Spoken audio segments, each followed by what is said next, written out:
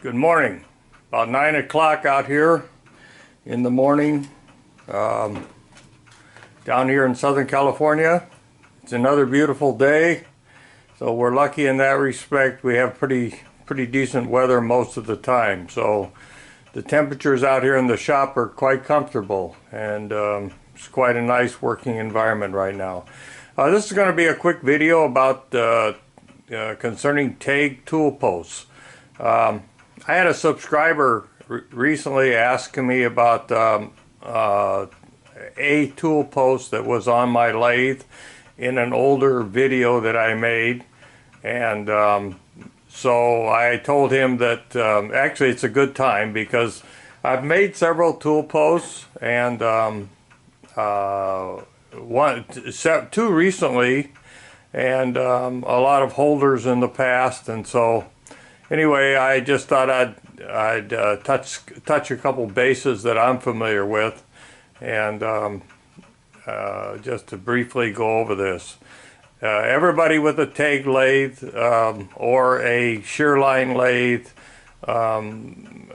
they're familiar with these type of tool posts that come with the lathe. And actually, these tool posts work very nicely. There's nothing wrong with them. They only have the one number 10 screw that holds them to the cross slide, but you know, for small work that generally works pretty good. So and they're very inexpensive.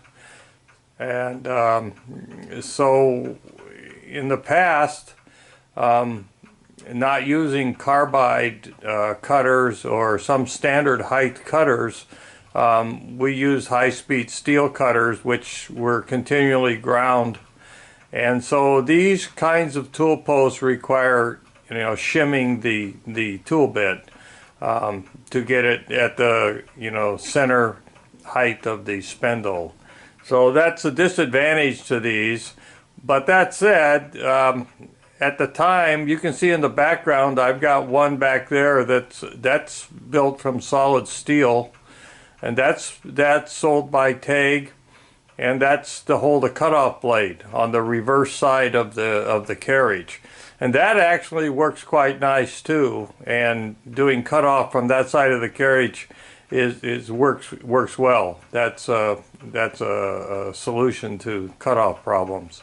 Anyway, but that said, you know, these tool posts, they're so inexpensive you can buy multiple tool posts, and at the time, in the old days, I think I bought 3 of them, but a lot of people bought more. So you can individually take each one and shim it for your particular tool bit. So that eliminated the idea of a quick change tool post. So that worked fairly well, and you know, I don't have any complaints.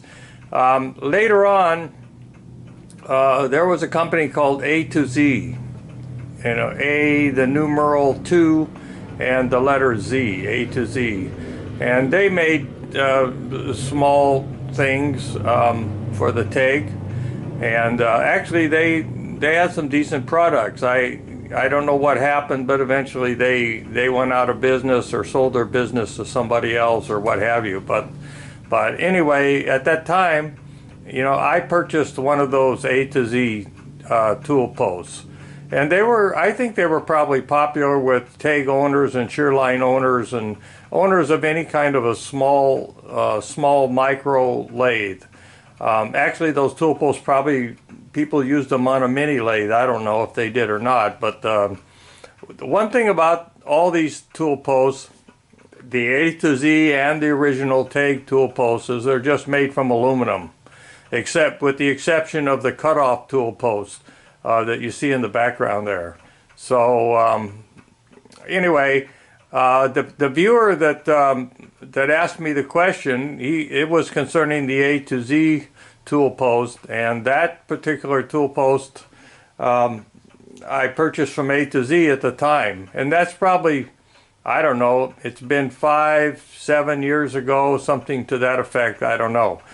I don't remember now. But I think I've seen those type of tool posts. They're the plunger type, And I'll put it in the viewer here in a few minutes. They're the plunger type.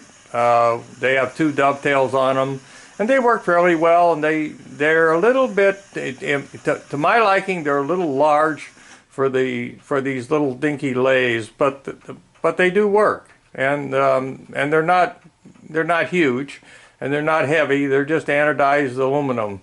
So with that said, let me swing the camera over, or maybe just to zoom out is the easiest thing to do. Let's see. If I zoom out, well, I'll have to swing the camera over.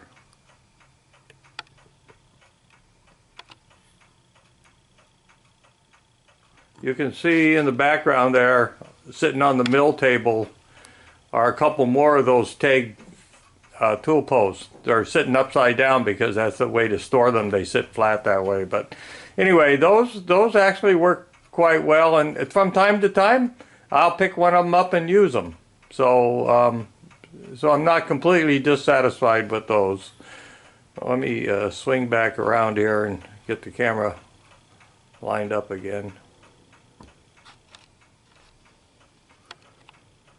So, with that said, let me go to the A to Z and we'll talk about that one. Okay, I laid the A to Z tool post, tool holder up on top of the cross slide. So you can see basically what it looks like. I'm sure everybody's familiar with this. I mean, it's not anything new. One of the plungers is missing, and I'll explain that later, but this tool post came in about, I guess about 4 parts, and that's something I didn't like about it. But actually, so it's got a base unit that extends it up to the right height, and A to Z sold that specifically, I guess, for the Taig Lathe, if I remember right. So the base unit has actually got 2 T-nuts. So that's pretty substantial. That slips into the T-slot, and so let me demonstrate that and get the idea of what's going on there. Maybe I better, let's see, if I zoom out a little bit, maybe I'm okay.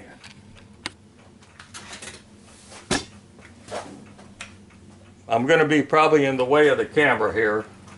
I'm sorry about that. It's one of the things. So this just slides into the tool slot like that, and this has a main unit, and all of that is just a hole bored in there, and 2 dovetails, and 2 plungers, and 1 plunger is out of there, but the other plunger is in there. It's all aluminum, and it's all anodized. And then there's this unit that goes into the bore, and there's another unit that actually is the anchor. Okay, so there's these several units. This unit goes into the bore, and it's an eccentric. It's an eccentric, a very simple deal, and it goes into the bore, and the eccentric moves the 2 plungers. So that's how that works. Very simple. Well, if you put that in the bore, and you put this on here, normally you would have it installed this way.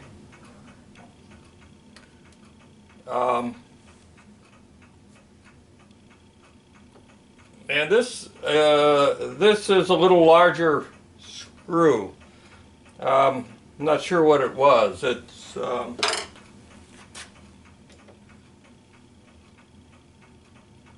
well, I didn't tighten the base down, did I? Anyway, let me start again here.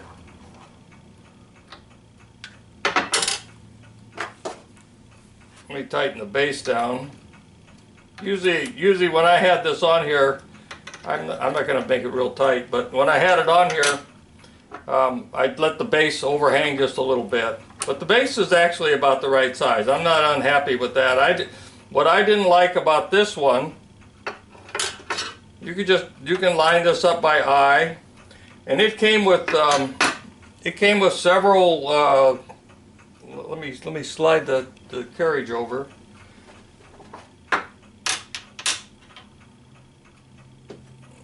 Okay, well there you go. So it came with several tool holders in a set at the time, and you can see there that the set may have had 4 tool holders, I don't know, but there's one standard tool holder, one tool holder for a boring bar, and one tool holder for a cutoff tool. So, and the advantage to this tool holder was that you could put the tool in there and adjust the height of the tool. Each one of the holders has an adjuster on the top, and you could adjust the height of the tool. And it had a locking nut. And some of those you see the one on the left. I've changed the locking nut to one that has an insert in the threads that's self-locking. So that actually works a little better. But anyway, the other ones actually work just fine too. You can actually, between the nut and the adjusting nut, you can put a spring washer in there too. That helps. That's another way, and some tool holders come with that. Not this particular manufacturer, but some other types of tool holders come with a spring washer in there, and that helps a little bit so things don't vibrate loose. Anyway, that's the gist of this A to Z thing, and like I say, it's a nice tool post. There's nothing wrong with it except for the fact that the tolerances are a little bit sloppy. That's my opinion. They're a little sloppy, but it does work. And you're not trying to take big cuts or anything. This was just a small little lathe. So for that purpose, the A to Z works just fine. And I noticed now that their logo is on there. I don't think any other information is on there, but there's A to Z logo on there. So they made the same tool post holder to fit several different lathes. I think they sold that little base piece, and they had some different ones. Also, the part that goes in the center, the hold down bolt and sleeve are different on some. But basically, the other parts of the unit are exactly the same. So that's a quick overview, and that's what the subscriber asked about. So after this one, more recently, I didn't see any purpose for the 2 dovetails. I don't have any need for that. I can easily spin the thing around, and so what I did was, and I didn't like the tolerance of this, and I didn't like the idea it was made from aluminum. So I built another one that was basically the same type of unit as this. And that's one of the plungers I took out of this one, and I temporarily have used in the other one. But my other one that I built, I tried to make it smaller, but it actually looks bulkier, but it is smaller. So let me set that one up on the lathe, and we'll talk about that one, and then we'll talk about my latest rendition.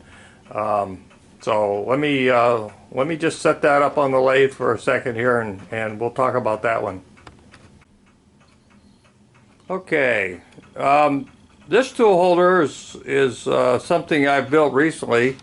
I had a bunch of 4130 drops, fairly large diameter drops, and I've been trying to use them up, and so that's what I built this out of. But you can see it's pretty much the same as the A to Z tool holder, except it's all steel, and it's one piece. Well, I mean, it's the base and the main unit are one piece, and the center portion is basically built the same way as the A to Z, except that it's all steel. And it has the same type of eccentric in it, and the tolerances are a bit tighter. And that said, I was using the same type of tool holders.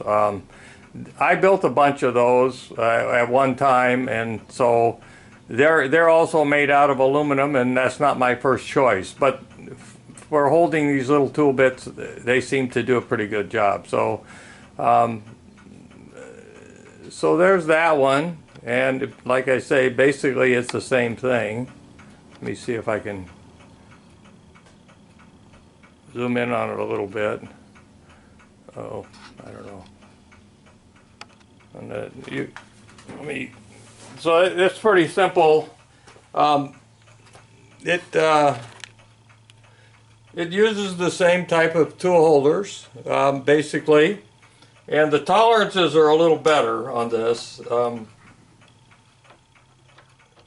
You know, the tool holders fit a little better. The action is a little better. So that was the reason. And as I spin this one around, you can see what I did is I 45'd off these back corners. So I got rid of some of the stuff that wasn't necessary. And then on the opposite side, or the side 90 degrees to the main dovetail, I eliminated the dovetail because it's easy to spin this around and tighten it up. So it's quite simple. And this unit has, like I say, the base is part of the main unit, so it's all one piece. It's just got a nut on the top. Any kind of nut works. And it's being held to the T-slot with a bolt, a straight through bolt. And this just slides off the bolt. And this is a bolt with a T-nut on it. So that's it. Now actually what works probably better for this and is to buy a regular T-bolt and then mill down the part that goes into the T-slot so it fits. But you can I have some that I purchased, but actually this is something I did prior to that. So, and then the center is the same. It's just it's got a steel. Not only it's all steel, it's got an eccentric. It's got a sleeve, and this one doesn't.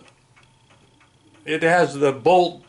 This type of bolt, little different kind of bolt, but that's basically it's the same thing. So that's that one, and that works quite nice actually, and I'm happy with it. It's heavy, but that's good. You know, it's heavy, it's very solid, and it does the job. So anyhow, let me set up a new tool post that I'm working on, and actually it's something that I prefer, and it's quite nice. And the idea was given to me by Walter Maisey.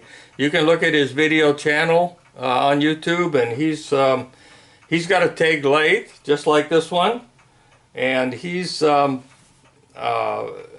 time back, I think it's been a long time ago, he built a tool post for it. So I've took a liking to what he did, and basically I've copied his work.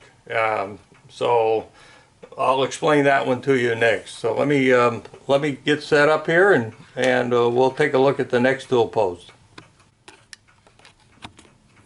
Okay, a little history, I guess, is in store here. Let's see. Let me see if I can zoom in on that.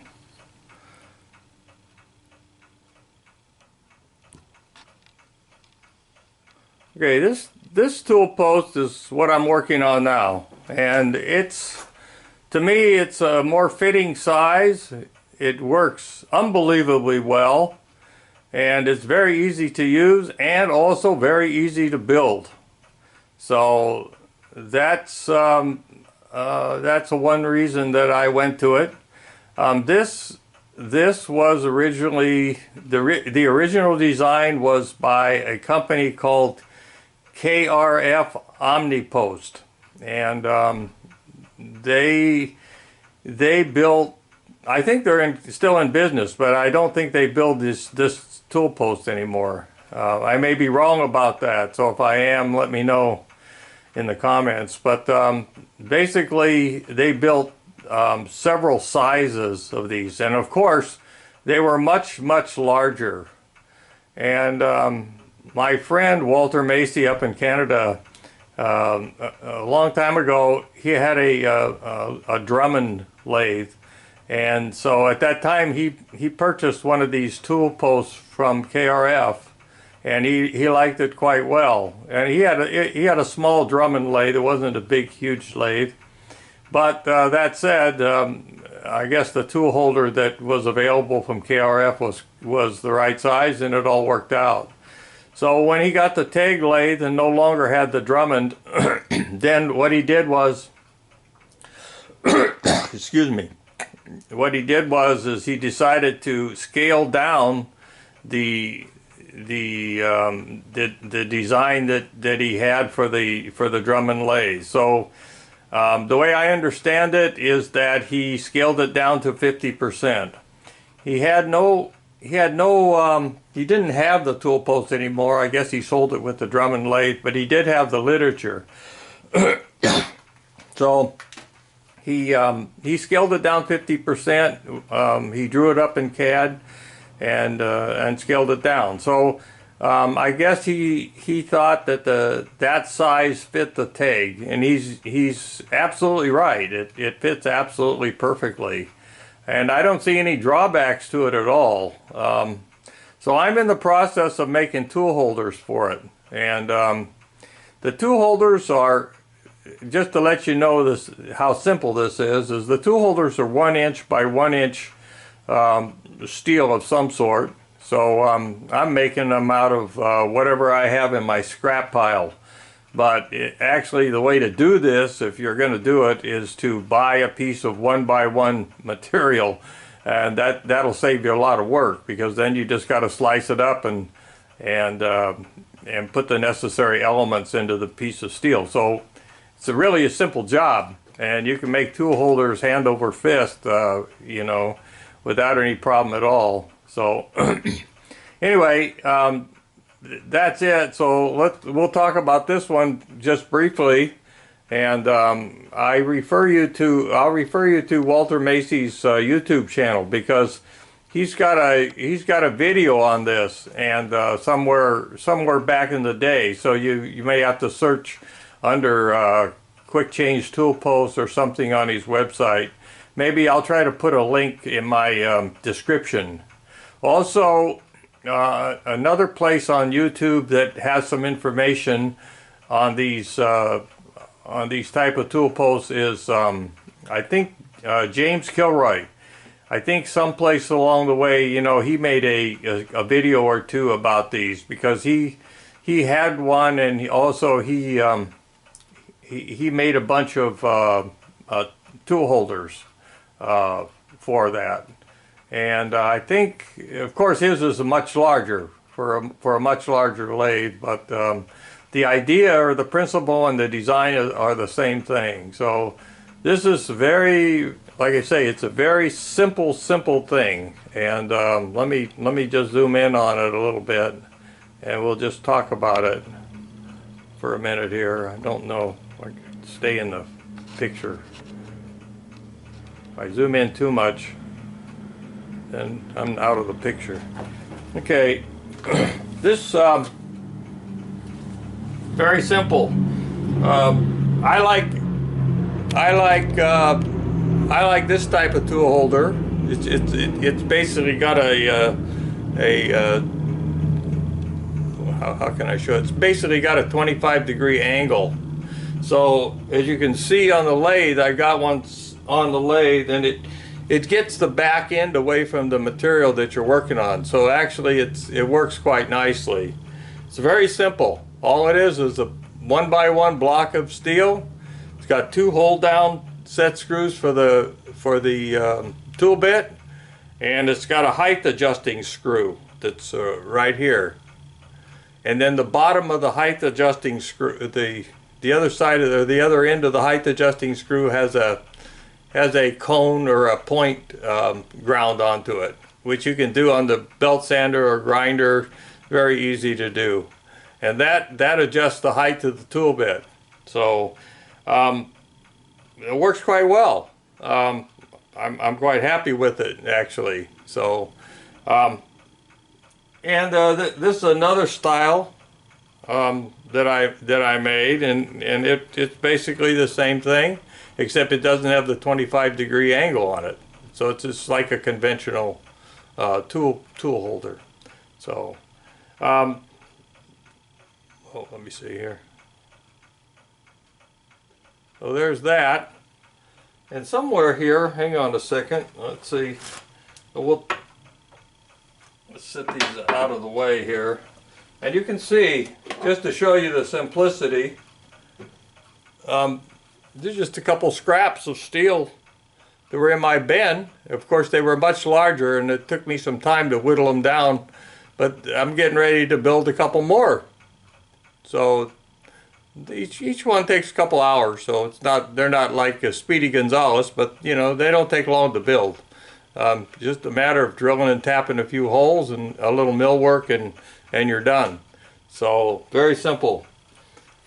And what works well for me is you know, using some type of a carbide tool, because you really don't have to change the height in reality.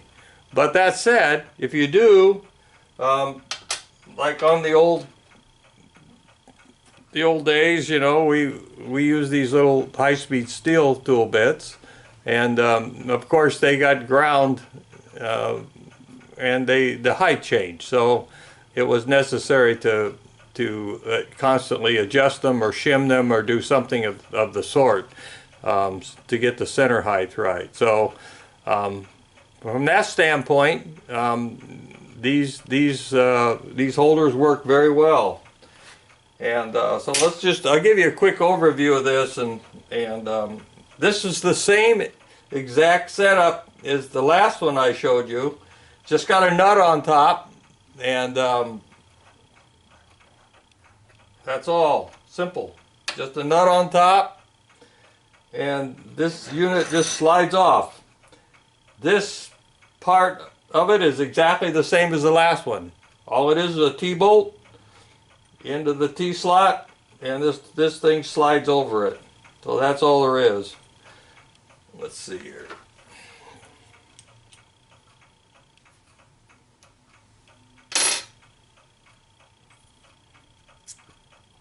Again, just a standard tool holder.